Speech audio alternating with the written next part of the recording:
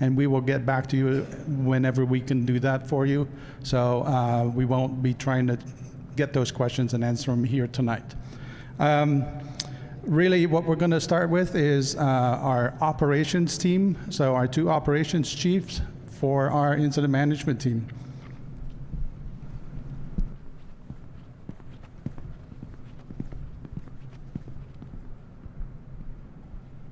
All right, I'll try to move around a little bit, but just so everybody can see on the map. My name's Scott Stutzman. I'm structural operations for the incident management team on the fire. And I'm going to talk about kind of our structural operations and what we have out there. Currently assigned to the fire, we have 14 strike team task forces. We have 8 task forces during the day, and then 6 task forces or strike team task forces at night, for a total of 14. We have the fire divided into 2 structure groups. Structure Group Orange, which is kind of really becoming Division Romeo, counterclockwise through November, Mike, and Delta there. So Structure Orange has kind of that area of responsibility. And then our southern structure group is Structure Group Blue, and they're overlapping into Delta, Alpha, and then over into Tango, and then up into Romeo again. So we're overlapping those areas of responsibility. The structure resources currently are out there in the northern part of the fire. We've had really favorable conditions today. They're doing a lot of patrolling, mopping up in and around the structures that have been affected by the fire. There's some structures within the footprint of the fire that they're also going in there and continuing to mop up around there and assess and reevaluate those structures. The whole Structure Group Blue or Structure Group Orange idea that we're working with is as they free up more and more space to more of a patrol status where they're able to go back and reevaluate those. They're pushing the Structure Group Blue down further south as we've had greater gains in the southern edge of the fire and southeast. So they're taking on a little bit more area of responsibility. Structure Group Blue down here is doing the same thing. They're looking at the fires the structures that have been affected by the fire and the structures that are just outside of the fire perimeter. So they're continuing to evaluate those, provide structure protection throughout the whole fire, both structure groups, and then looking out kind of ahead of the fire to see what structures are out there ahead of the fire should the fire progress further. With that, I think the other thing is we've brought in another person just to increase our capacity to really kind of just start looking at those structures around the fire perimeter that we're not able to focus on. So their primary job is going to be more at that strategic level, looking and planning for those structures and what it looks like to protect those structures and how many resources it'll take to do that should the fire progress further south over to the east and then also kind of up into the north. Though I feel really confident that up the north is really looking good right now. With that, thank you for being here and have a good day.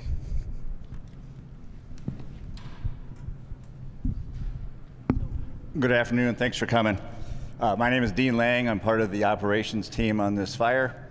This fire, as you know, started about the 13th. And so, as you know also, that this thing gobbled up huge chunks of land right off the bat, mostly in grass and sage.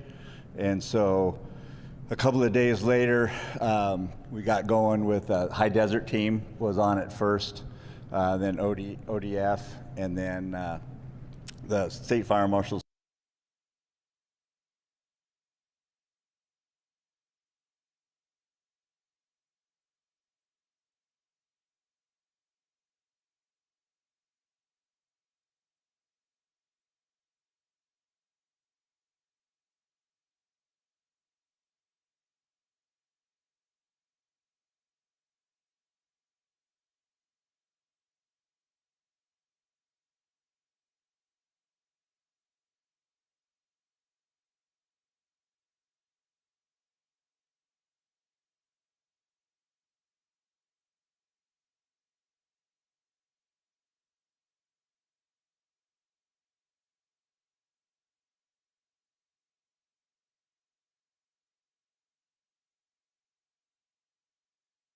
One of the things that we do when we get to a fire like this is we get with the agency administrators and we ask them, what's important to you guys? What's your values at risk? And then we ask them to prioritize those things, right? So, obviously in this case, the city of Madras was number one.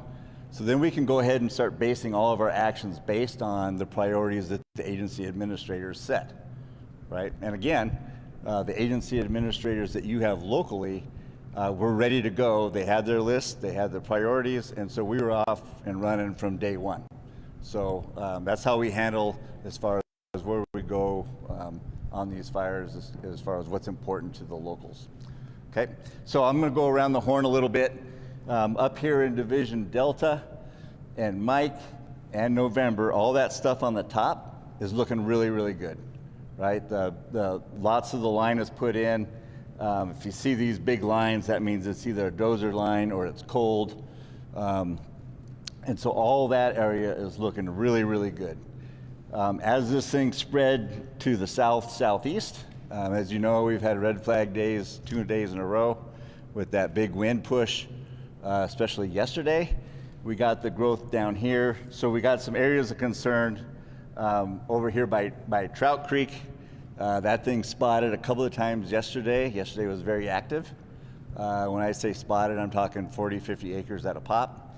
And so the crews really had their hands full, but they were on it. We had a ton of aircraft flying on this thing. If you're really local, you saw a lot of retardant flying and a lot of helicopters flying, and to the point where every single thing that we had that flew was working on these spots, right? So we got some luck and some skill, and that Trout Creek piece kind of stayed right there, and so we're in good shape there. Down here on this southeast piece, down in that Barber country, we got this big growth, right? Yesterday, this all was new yesterday, right? So these folks were stepping in and fetching. They got a handle on it. I'm happy to say that as of now, I talked to Airtac not too long ago. He said everything was looking pretty darn good. He said, think of it as a three-sided finger.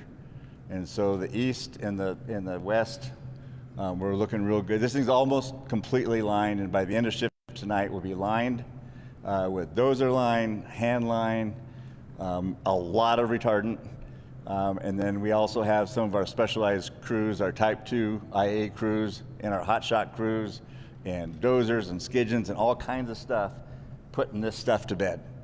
Okay, so most of the smoke that you see out there is all interior, right? That's not a problem. We care about the stuff, the heat and the smoke and the fire on the perimeter. And so as of now, things are looking pretty good. Anytime that we have, you'll also notice that this, if you've been watching the maps, that this island of unburned will continue to close, and eventually it'll probably be completely closed. So that's expected also.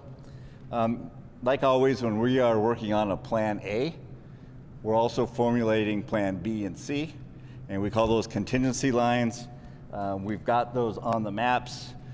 We can discuss that afterwards if you want to pin me down over by a map and really get down into the nitty-gritty. I'll be there to answer those questions.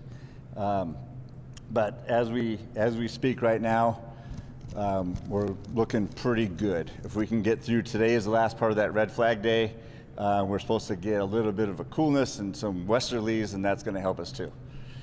We do have an absolute ton of equipment and folks ordered.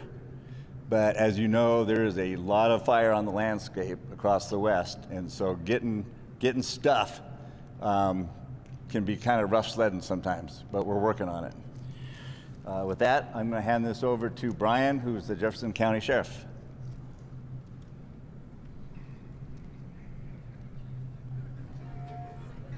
Good luck. Evening, everybody. Brian Schedule, Jefferson County Sheriff's Office. I'm the emergency manager. So they're going to change the map, and then we'll go from there. So the evacuations haven't changed in quite a few days. Some of these to the south are just safety. It's all for safety precautions. Obviously, there's a lot of fire in there. Anticipate this to stay the same way for about 24 hours. Up here in Wasco County, they're kind of following our lead for the evacuations, for safety and for their concerns. Down here in Crook County, it's level 2, and they wanted me to put out from Crook County Sheriff that on Ochico Forest 27 Road, it's level 2, and they encourage people to try to camp anywhere else this weekend and kind of avoid that area. Also, Forest Service, I was told, is starting to place some closures in all these areas over here. And I want to reiterate that there's was this morning information out there that Trout Creek pullout for rafting was closed, but it is open. So with that being said, that's going to be the same. Thank you. And I'll turn it over to Rebecca.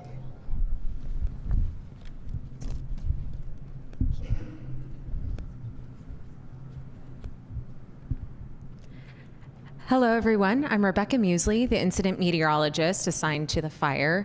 Really quickly, to kind of summarize my job is to provide that intimate weather information for operations and for firefighter safety.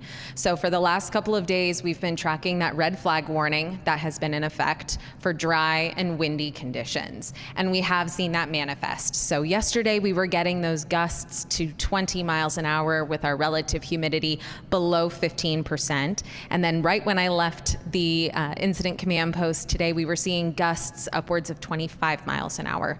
All of those winds have been from the northwest. Now, the northwesterly wind is going to be the predominant direction for the next several days. However, we're not seeing those same speeds for the next couple of days. So we're going to be looking at a northwesterly wind around 7 to 8 miles an hour, maybe those periodic gusts up to 15, but in general, lower than what we've seen. We are also going to see a cool down, so temperatures on Saturday, Sunday, and Monday are going to be much cooler than what we've seen. I'm not seeing any temperatures in the 90s, so I know I'm happy about that. One thing I do want to bring to your attention, though, and something that you should definitely be tracking the National Weather Service forecast office in Pendleton at weather.gov/Portland, is that on Monday we do have a slight chance for thunderstorms. That's about a 15% chance. Right now they're looking wet, which is good. That means that they'll be associated with rain, but I will be continuing to keep that the crews posted and operations posted. And like I said, if you have any questions about watches,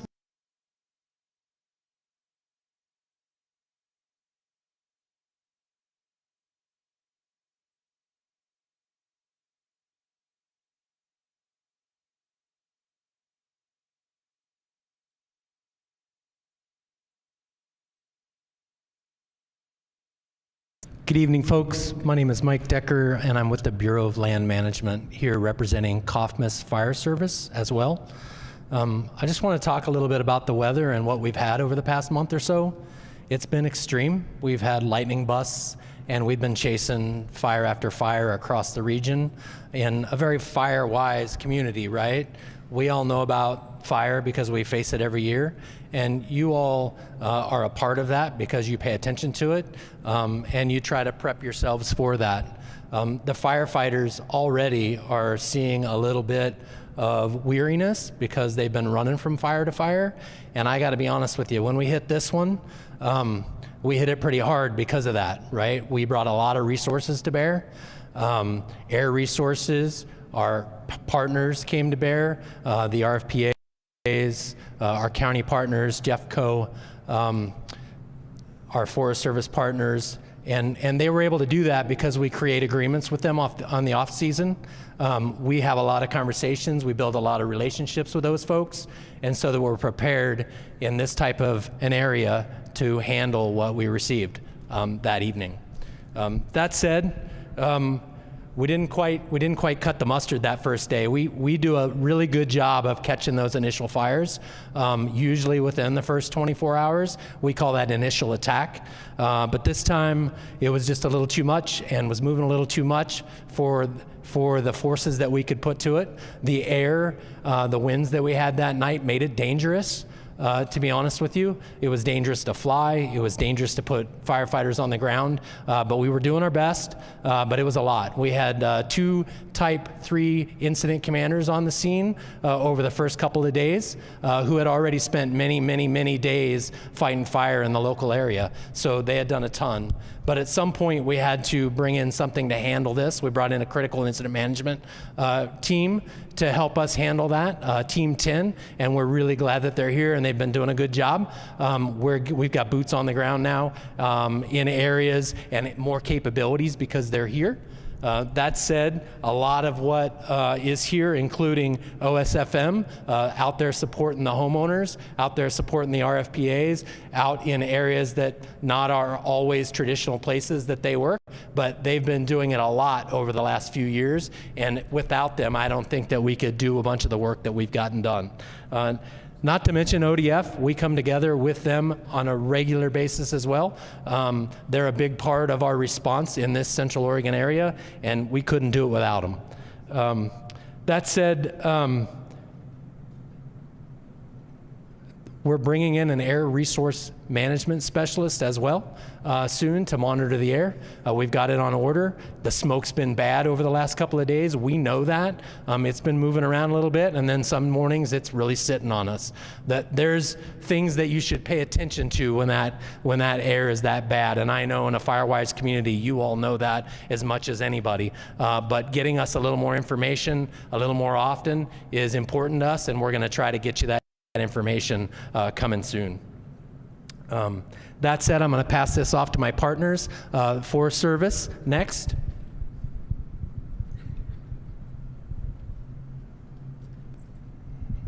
Thank you, Mike. Well, good evening, everybody. My name is Jeff Marzell, and I am the new Forest Supervisor for the Ojico National Forest and Crooked River National Grasslands.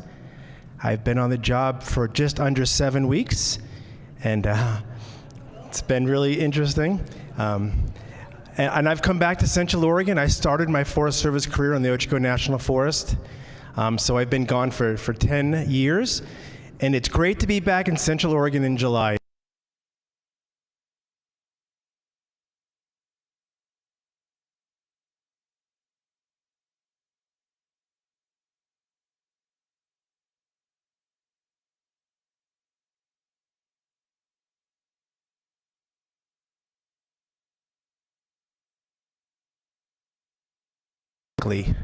On your homes, on your property, on your livestock, on the air you breathe, on your mental health. And so I just want to acknowledge that this is very difficult to kind of have to live through this kind of thing.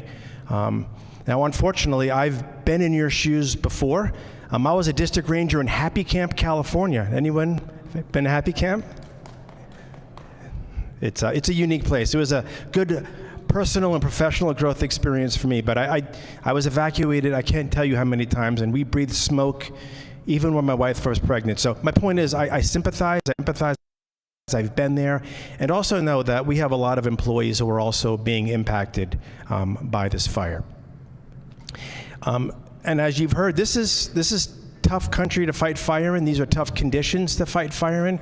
This fire has grown to 100,000 acres in 5 days. You heard about the weather, you know about the fuels, you know about the red flag warnings, the canyons, the steep terrain. All of that stuff makes firefighting very, very difficult. But I guess I want you to know that this is what we call a full suppression fire. This team and all our fire resources and the agency administrators are aligned that we are going to do everything we can to put this fire out as soon as possible without, of course, risking the lives of our firefighters. And we're also out there making sure that we're protecting all those critical values at risk that was mentioned early in the presentation. And I'm talking about, obviously, public safety, homes, property, those things I mentioned earlier.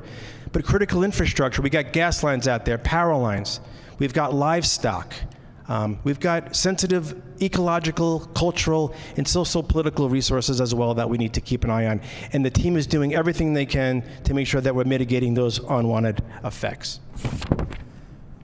Another critical value at risk that's sometimes overlooked in my career is our relationships with our community. This is huge for me as a new forest supervisor. I want to be that community asset. I want to do the things that represent and reflect your values and interests. And so my experiences have been a fire like this can either make or break a relationship with the community, and we intend to make sure that we're making that relationship with the community. So I know we're going to do everything we can to make sure information is timely, it's accurate, and if you need any additional information that you're not getting, go to the team, go to any of the agency administrators, and we'll make sure that you get that information as soon as possible. It's been mentioned, this is new for me, coming back to Central Oregon. This is a model of collaboration and partnership, and I'm very proud to be representing the Forest Service, but working closely with my partners in ODF, BLM, Oregon State Fire Marshals, still learning that acronym, and all the other local first responders. We're really in this together. We're many agencies, but we're speaking with one voice, with similar interests, and with similar objectives. I also want to take a moment to acknowledge the RFPAs. That's also something that's very new for me. But what a fantastic thing to have in your community, these RFPAs. They know the ground, they're in the communities, they have the relationships, and I'm really excited and proud of the work that they're doing, and I'm really excited to be a partner with them. So in conclusion, like I said, we're committed to getting this thing done as soon as possible. And just know that we'll continue in our efforts with absolute resolve, so you guys can move on with your lives, and then we can move on with our lives as well. Stay strong, stay informed, and we'll see you next time. Thanks for your time. Appreciate it. Hey, good evening, everybody. I also want to thank you for being here and acknowledge that it is Friday afternoon and there's probably 100 other places you might rather be right now.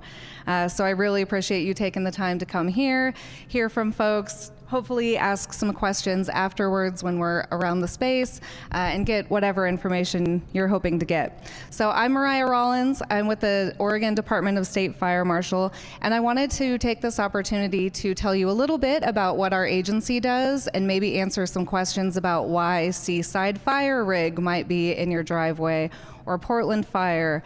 So at the highest level, OSFM mobilizes structural firefighters around the state.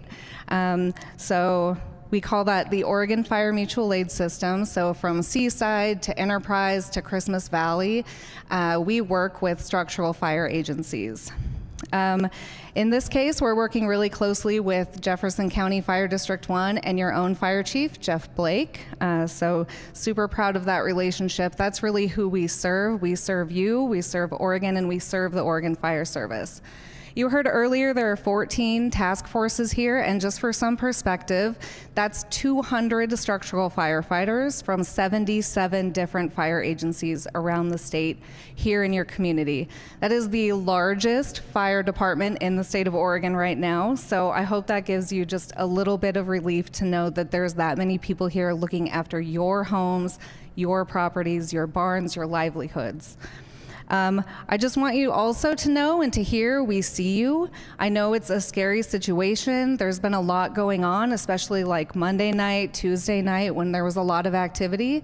But we see you, we're here for you. There's a huge unified team, a lot of agencies that are here to support you. So again, thank you sincerely for taking the time, and I'll pass this to Rick. Thank you, Mariah. My name is Rick Fletcher. I work for the Oregon Department of Forestry, and I think you've heard and seen a lot of different uniforms and a lot of different missions. We're here in your communities as well. We help protect both timbered and adjacent lands in the state of Oregon. And one of the things that is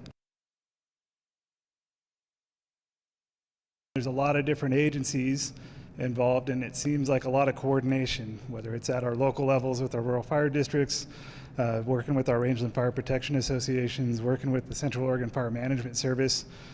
Our goal, unified goal for all of us, is to ensure that when you see somebody in green pants and a yellow shirt, it doesn't matter who they work for, that you're getting the services that you want, that you're getting the professionalism that you want, that they're treating your property like their own.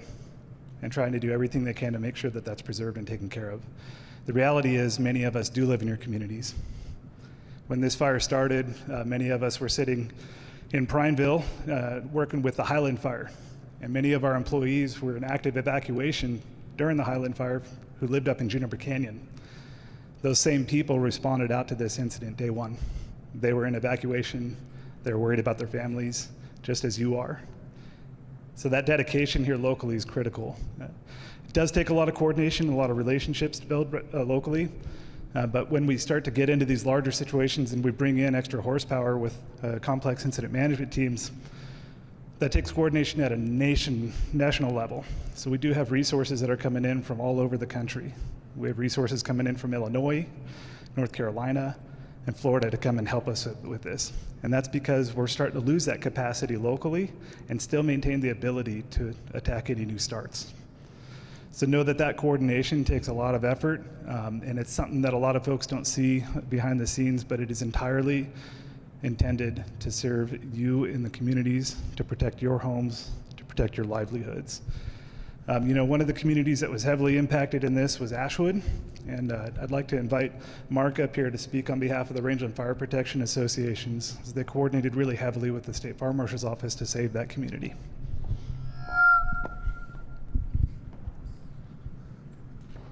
Thank you. I'm Mark Wunsch with the Grizzly RFPA. Just a little bit of background. There's about 28 RFPAs across the state, and a lot of that is most of those are ranchers, forest operators, landowners that are putting together this association with very little funding to help protect the lands that they own, manage, and live on. So specifically, the Grizzly RFPA is down in this south portion, and just the last couple days is when it kind of encroached in our area, but initial right off the bat, Grizzly was at the table helping. Ashwood Antelope RFPA covers most of this ground, which includes a lot of private grasslands and BLM ground. And the partnership that starts with not only the RFPAs, but BLM, U.S. Forest Service, ODF, and Oregon State Fire Marshals is crucial, especially in a situation like this. When it comes to a small fire, it's not as bad, but when it gets to this size and capacity, the inner workings and the unified command is crucial to have an effective operation. With that, there's been a lot of help from all these agencies. Like I said, these RFPAs are very ground driven, so membership based, but cover a lot of acres. Grizzly RFPA is 3 years in operation, and our jurisdiction is about 60,000 acres, and our revenue that we get from memberships is about $5,000. So we rely a lot on grants and the agencies over here for assistance with used equipment to help serve that, and in coordination with working with them on their land as well. A lot of the members of these associations have private grazing ground, but also run on either the grasslands, forests, or BLM ground, and so it's crucial to have a partnership with all these agencies and be able to protect these assets. I just wanted to kind of talk about the motto of Rangeland Fire Associations is neighbors helping neighbors. And 2 nights ago, we had a neighbor up in this area that had 200 cows that were getting encroached on by fire rather rapidly. They got a phone call out to some ranchers, and within about an hour, there were over 20 moving their 200 head of cows out of the front of this fire and onto the back to some safe ground. Well, that started right before dark, and I don't know if anyone in this room knows how easy it is to move black cows in the dark is not very easy. But by about 12 o'clock, we got them to some safe ground and moved on. But the value of this to the rancher, 200 cows, I mean, cows are up a little bit right now, but 200 cows right now is about $1 million worth of assets.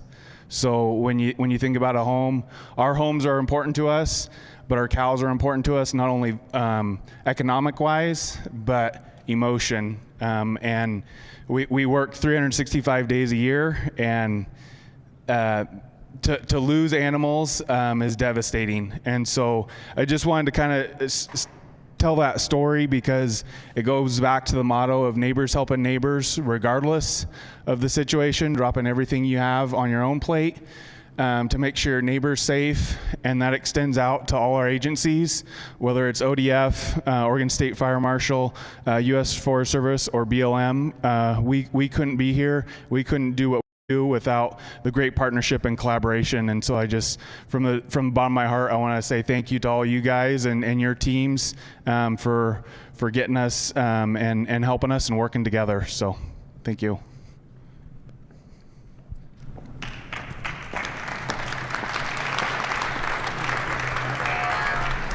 All right, thank you. So to close us out, we're going to have the incident commanders from our team talk, and we're going to start with Lance Leidy. Good evening, Lance Leidy. I'm an incident commander on the green team for the Oregon State Fire Marshal's Office. On this fire, we're unified with my partner who will be speaking shortly from Northwest Team 10. There's been a lot of good messages and some great people over there that gave you kind of a synopsis of what's going on. I want to go back to the day we got dispatched here just for a brief minute. At about 2:30, I got notification that there was a fire over here. We've been kind of watching it. We had a conference call about 10 minutes later, and about 15 minutes later, I notified my team. We're a conference call with them, and within an hour, we were on the road coming to Madras, this area. We got here, we got in brief about 8 o'clock that night, and we had resources out in the field helping out. When I say that is Mark hit on neighbors helping neighbors. One of our mottos is Oregonians helping Oregonians. And this is from across the state. In that conference call, the commissioner basically said, yeah, we just need to sign a delegation to work within your district. Because I will sign anything you want. Just please come and help us. And so we heard that call, and we made that happen. The other piece I want to talk about, since a lot of the stuff's already been covered, is your commissioners, your fire chief, your sheriff, and their staff, phenomenal. We got to meet with them, connect with them. They care about this community, and that's the reason that we're here, and they're a great bunch of people. So I just want to thank them for their support. And again, I'm going to thank the RFPA. It's been said a lot, but really makes a big difference in your community and the unprotected lands that are out there they take care of. So I'm going to save a little bit for my partner to speak on, and thank you all for being here, and thank you for the people online. I want to correct that. There's nothing left to say. That's the danger of going last. My name is Steve North. I'm the incident commander of Northwest Team 10. We're a complex incident management team. The reason that they call us in is as the local resources and the local Type 3 teams engage on the fire, and it expands to the point that there's just a lot of people, right? It takes a much larger team to manage that amount of resources. So that's why we're called in to assist. We came to this incident with 85 people, and that's been climbing ever since. So this evening you've heard that the fire, and you probably didn't need us to tell you, it's been resistive to suppression action. I was really apprehensive earlier today because the fuel model changed as it went into the southeast portion of that fire. But as you've also heard, I was really pleased to hear or to see that fire actually got to a location that we feel much more comfortable that we can provide some control. And once again, the far majority of this fire is looking really good, but as that fire is pushing to the south and southeast, that right now looks really good. The change in the weather provides us an opportunity. I can assure you we have our foot on our gas. We're as you've heard, we're coming up with those plans B and C to ensure that if in fact it squirts out again, that we are prepared for that. That's why you bring us here. I do also, although I know they've been acknowledged multiple times, but it's worth repeating again, the High Desert Type 3 team did a great job. That's a difficult thing to come into something like this while that fire is escalating and try to make a difference in it. They definitely made a difference. Your RFPA, wow, what a great system. The Office of State Fire Marshal, lots and lots and lots and lots of resources here to support you. And we have the Oregon Department of Forestry that have been great to work with. And last but not least, I do want to point out one of the reasons why that fire becomes in a location in a grass and timber fuel model, that it gets to a point that we can safely engage in that, is because of the fuel treatments that have occurred down there. That is very, very important, that it helps keep that fire to the ground so that we can get up around it. We had a lot of resources on that little piece at the bottom today, and right now it looks good, but not to give a pun, we're not out of the woods yet, right? We need a moderation in the weather. We need time to increase that containment, meaning we need time to make sure all the hot spots that are close enough to the line that if something happens, it spots over, that it won't take off running again. And last but not least, they've already said, I would anticipate if I lived here to see smoke out in there long after my team has left. It looks at this map like everything's gone, right? But that's not a reality. There are still trees and things that are gonna catch well into the interior, and it's just absolutely humanly impossible to mop that entire thing up. So with that, thank you for being here, and I'll turn it over. Thank you.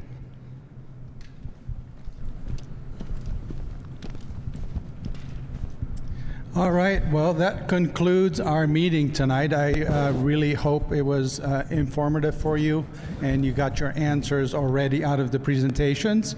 If not, again, around the room are members of our team. We're going to have our agency administrators there.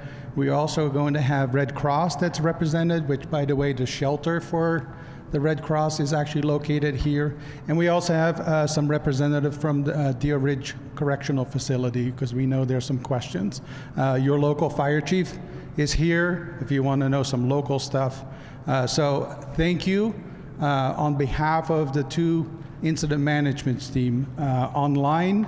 We want to make sure if you do have questions, please put them in the comments. We'll try to get to you. Thank you again and have a wonderful evening.